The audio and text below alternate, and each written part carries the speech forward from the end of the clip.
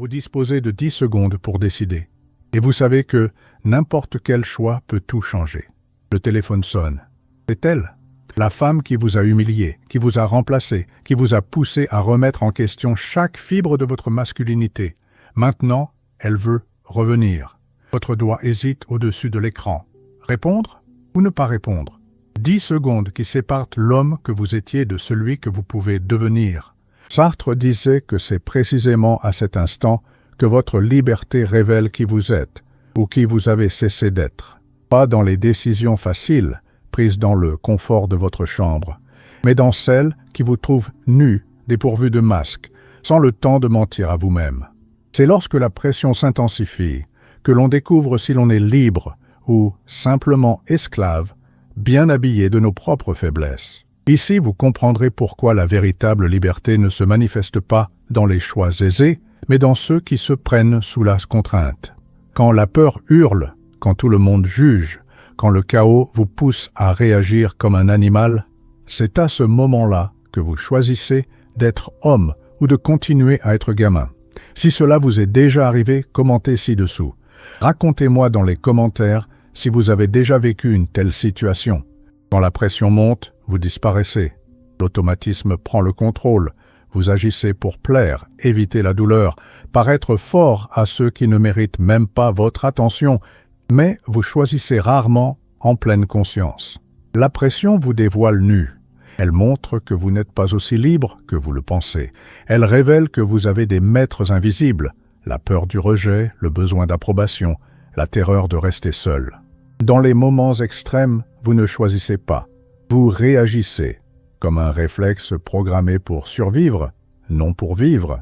Sartre a observé cela avec brutalité. L'être humain, lorsqu'il est sous pression, fuit sa propre liberté. Il préfère être commandé par l'instinct que d'assumer la responsabilité de ses choix en pleine conscience. Il est plus facile de blâmer les circonstances que d'affronter le fait qu'au fond, même sous la pression, vous avez encore le pouvoir de choisir. L'homme ordinaire, sous pression, devient prévisible. Il cède, il explique, il se justifie, il supplie de compréhension. Il agit comme si les circonstances étaient plus fortes que sa volonté. Mais Sartre avertit d'un ton chirurgical. Celui qui fuit la pression fuit aussi lui-même. Car c'est précisément dans les moments de plus grande tension que vous avez l'opportunité de prouver à vous-même qui vous êtes réellement. Vous agissez comme si vous étiez libre, mais quand la situation devient difficile, vous vous comportez comme un esclave. Esclave de ce que l'on va penser, esclave de ce que l'on pourrait perdre, esclave du confort que vous avez construit en vous mentant à vous-même. La pression ne crée pas votre faiblesse, elle ne fait que révéler celle qui était déjà là, dissimulée sous des couches d'auto-illusion et de discours sur la force intérieure. L'illusion du choix parfait paralyse. Vous souhaitez des garanties inexistantes, vouloir cartographier toutes les conséquences avant d'agir, désirer l'option qui ne blesse pas, qui ne raye pas, qui maintient tout le monde heureux. Mais cette option n'est qu'une illusion, et pendant que vous l'attendez, la vie décide pour vous. La peur de faire une erreur bloque l'action. Vous préférez rester immobile, analyser infiniment plutôt que d'assumer le risque de faire un mauvais choix. Mais Sartre vous confronte à une vérité douloureuse. Ne pas choisir est aussi une décision, et souvent la plus mauvaise. Lorsqu'on ne décide pas, on confie son pouvoir aux circonstances, aux autres, au hasard. On devient la marionnette de forces extérieures. L'homme qui attend la meilleure option n'agit jamais. Il reste piégé dans des boucles mentales, pesant le pour et le contre qui changent à chaque seconde. Il croit que plus d'informations rendra la décision plus aisée, mais en réalité, davantage d'informations ne fait qu'accentuer la paralysie. Car, au fond, il sait qu'aucun choix n'est parfait. Chaque décision élimine des possibilités. Chaque choix porte le poids de l'incertitude. Sartre montre que la quête du choix parfait est une forme d'auto-tromperie. C'est une manière d'éviter la responsabilité d'assumer les conséquences d'une décision. Il est plus confortable d'analyser que d'agir et de découvrir si l'on a le courage de faire face aux résultats. Mais la vie ne vous attend pas d'être prêt. La pression ne diminue pas parce que vous avez besoin de plus de temps. Le moment de choisir est toujours maintenant. La paralysie de l'analyse infinie est le poison de l'action. Vous pensez faire preuve de prudence, mais en réalité, vous faites preuve de lâcheté. Vous pensez être intelligent, mais en vérité, vous fuyez votre propre liberté. Parce que choisir signifie accepter que vous êtes responsable de ce qui arrive ensuite, et cela fait plus peur que n'importe quelle conséquence extérieure. Il n'y a pas de manuel, seul vous pouvez décider. C'est la première vérité brutale que vous devez avaler. Il n'existe aucune autorité supérieure qui vous dira quoi faire. Il n'y a pas de formule magique garantissant le bon résultat. Il n'y a pas de destin qui vous libérera de la responsabilité de choisir. Tout dépend de vous. Et cela est à la fois terrifiant et libérateur. La responsabilité radicale est le premier acte de liberté. Lorsque vous cessez de chercher des coupables, lorsque vous arrêtez d'attendre que quelqu'un résolve votre vie, lorsque vous abandonnez la croyance que les circonstances sont plus puissantes que votre volonté. C'est alors que vous commencez à exister véritablement. Sartre ne vous offre pas du confort. Il vous confère du pouvoir. Le pouvoir d'assumer que votre vie est votre création. Prendre la responsabilité totale ne signifie pas que vous contrôlez tout. Cela signifie que vous maîtrisez votre réponse face à tout. Vous ne choisissez pas ce qui vous arrive, mais vous choisissez toujours comment réagir à ce qui se produit. Cette distinction est fondamentale. Vous ne pouvez pas avoir de pouvoir sur les actions des autres, mais vous avez un pouvoir absolu sur vos propres actes. La majorité des hommes fuient cette responsabilité. Ils préfèrent se voir comme des victimes des circonstances. Il est plus simple de blâmer le système, la société, les autres, que d'admettre qu'ils disposent d'un pouvoir de choix dans chaque situation. Mais l'homme qui assume la responsabilité totale devient irrésistible, car il cesse de gaspiller son énergie à blâmer et commence à employer toute son énergie à créer. Chaque choix élimine des possibilités. Lorsqu'on choisit une voie, toutes les autres sont tuées. Quand on décide de rester, on supprime la possibilité de partir. Lorsqu'on opte pour partir, on élimine celle de rester. Cette annihilation des possibles engendre l'angoisse. Et l'angoisse est le prix de l'authenticité. L'inconfort indique que vous faites un choix véritable. S'il ne cause ni douleur ni anxiété, s'il ne vous dérange pas, c'est probablement que vous ne faites pas un choix sincère. Vous ne faites que suivre un script que quelqu'un a écrit pour vous. L'angoisse existentielle n'est pas un bug du système. C'est une fonctionnalité. Elle vous confirme que vous assumez votre liberté. Sartre enseigne que l'angoisse diffère de la peur. La peur a un objet défini. Vous craignez quelque chose de précis. L'angoisse, elle, n'a pas d'objet. C'est le vertige de percevoir que vous êtes absolument libre. C'est la terreur de découvrir qu'il n'existe rien ni personne pouvant prendre vos décisions à votre place. C'est la conscience brutale que vous êtes condamné à être libre.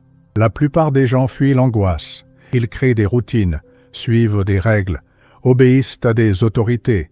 Tout cela pour éviter l'inconfort d'être constamment confronté au choix. Mais l'homme authentique embrasse l'angoisse. Il comprend quel est le prix de la liberté. Il préfère vivre dans l'angoisse et être libre plutôt que dans la tranquillité et l'esclavage.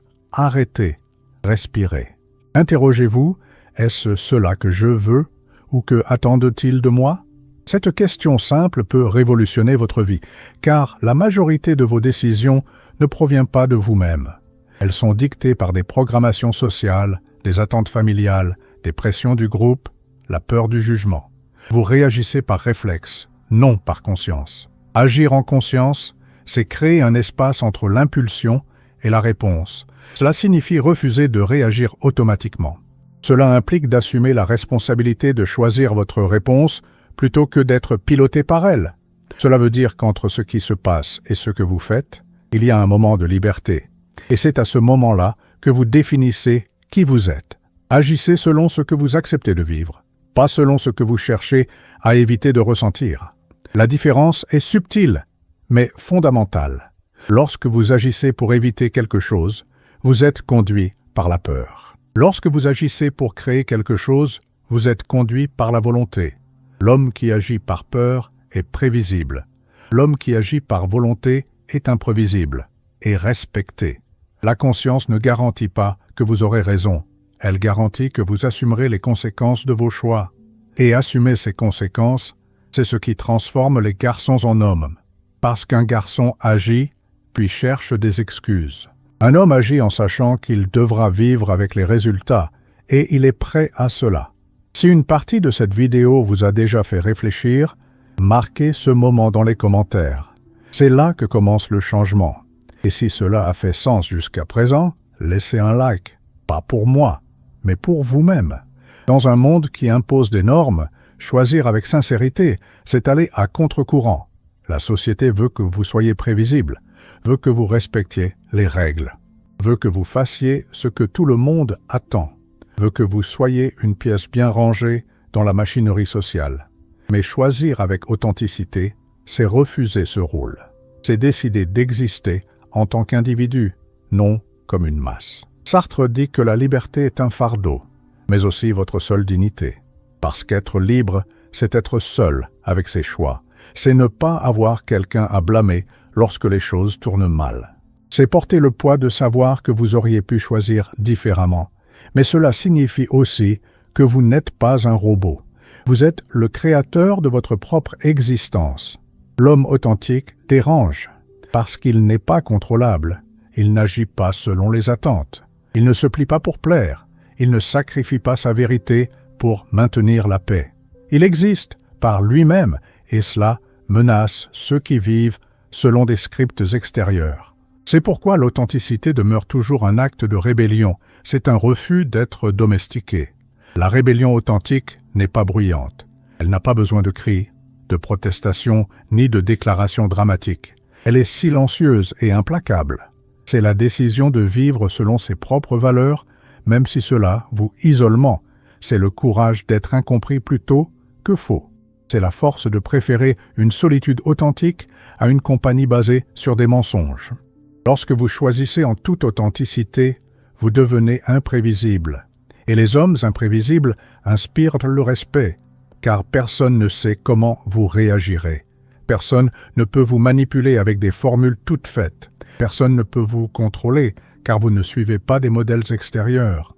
Vous devenez une force de la nature, impossible à domestiquer. Allez-vous continuer à réagir sous la pression ou apprendre à exister même lorsque tout vous pousse à l'opposé? Telle est la question qui définira vos prochaines années, car la pression ne va pas diminuer, le monde ne deviendra pas plus facile. Les gens ne cesseront pas d'essayer de vous manipuler, mais vous pouvez apprendre à faire des choix en conscience, même au cœur du chaos. La méthode existentielle ne promet pas la réussite à chaque coup. Elle garantit que vous cesserez de vous mentir à vous-même. Elle promet que vous assumerez la responsabilité de vos choix. Elle promet que vous deviendrez libre, même si la liberté peut être inconfortable, car il vaut mieux vivre libre et tourmenté que tranquille et esclave. Sartre ne souhaite pas que vous soyez heureux. Il veut que vous soyez authentique, car le bonheur peut être une illusion, mais l'authenticité est toujours réelle. Et un homme authentique, même lorsqu'il souffre, souffre de ses propres choix, non pas des choix que d'autres ont faits pour lui. Cela fait toute la différence. La prochaine fois que la pression s'abattra, rappelez-vous, vous avez 10 secondes pour décider qui vous êtes. 10 secondes pour choisir entre réagir comme toujours ou agir comme jamais auparavant. 10 secondes pour déterminer si vous continuerez à être commandé par les circonstances ou si vous prendrez en main vos réponses face à elles. Choisir en conscience est le plus grand acte de pouvoir qui vous appartient. Sartre ne veut pas que vous réussissiez toujours. Il veut que vous arrêtiez de vous mentir et que vous commenciez enfin à vivre comme celui qui choisit. Parce qu'au bout du compte, ce ne sera pas ce qui vous arrive qui sera jugé, mais ce que vous faites avec ce qui vous arrive.